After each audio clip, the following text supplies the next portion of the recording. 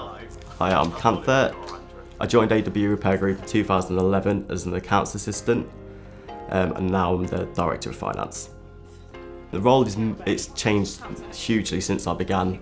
It's now doing a lot of budgeting, forecasting, and producing the profit and loss reports on a monthly basis. So I've got a team of 9, 2 are home workers, and 2 more are kind of flexible in the office sometimes and at home. Really, I just let them do their job and they come to me for advice whenever they need it.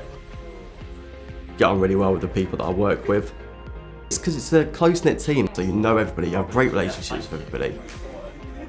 I would fully recommend a career in AW Repair Group in admin or finance. The career progression is certainly there. There's a great bunch of people here, all loyal and been here for many, many years, most of them, and great bunch of people to work with.